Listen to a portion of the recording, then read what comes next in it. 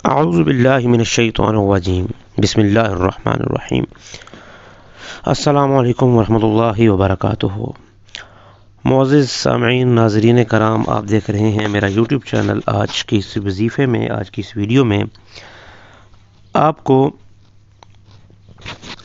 وظیفہ بتایا جائے گا سوکن کے بارے میں، کیونکہ اس معاشرے میں دوسری شادی کرنا، تیسری یا چوتھی کرنا بحیثیت مسلمان اجازت عام ہے، لیکن اکثر لوگ پہلی بیوی سے اجازت طلب کیے بغیر ہی دوسری شادی کر لیتے ہیں اور بعد میں لڑائیاں، دشمنیاں سر اٹھاتی ہیں، تو دونوں زوجاؤں کا آپس میں سلوک ناروا ہو جاتا ہے۔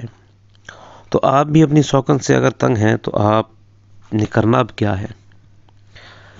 وظیفہ بتانے، طریقہ بتانے سے پہلے میری گزارش یہ ہے کہ اس کو آپ نے، اس وظیفے کو مقصد اور یقین ذہن میں رکھتے ہوئے کرنا ہے، اور آپ نے اس کو ناجائز مقصد کے لیے وہ استعمال نہیں کرنا، یعنی کہ آپ کا یقین دل میں ایک اور ذہن میں آپ کا ایک خیال ہو کہ جس سوکن سے میں تنگ ہوں، اللہ تعالیٰ اس کو راہ ہدایت نصیب فرمائے اور مجھے بھی اس کے شر سے محفوظ فرمائے، تو آپ نے اس کے لیے کرنا ہے۔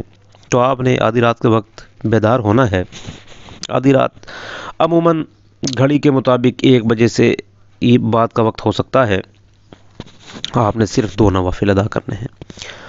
2 نوافل ادا کرنے کے بعد آپ نے پانی پر دم کرنا ہے 903 دفعہ یا قابضو پڑھ کے، اور پھر آپ نے اللہ سے دعا مانگنی ہے۔ آپ جو خاتون ہیں ان کا نام لے کے کہ اللہ تعالیٰ آپ کو اس کے جو ارادے ہیں، اس کے جو نیک ارادے ہیں، یعنی کہ جو اس کے سمجھنے میں نیک ہیں لیکن ہمارے لیے اچھے نہیں ہیں، ان ارادوں سے آپ کا نقصان جو ہے وہ نہ پہنچے انشاءاللہ تعالی العزیز۔ اس چیز کا خوف آپ کے دل میں سے ختم ہو جائے گا۔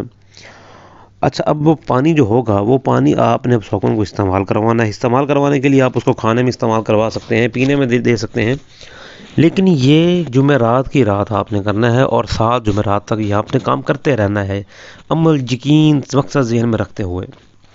اللہ تعالیٰ بہت جلد آپ کی جان ان سے چھڑوا دیں گے۔ مزید رہنمائی حاصل کرنا چاہ رہے ہیں وظیفوں کے بارے میں، ہمیں واٹس اپ کریں۔ ہمارا واٹس اپ نمبر ویڈیو کے ڈسکرپشن میں دیا گیا ہے۔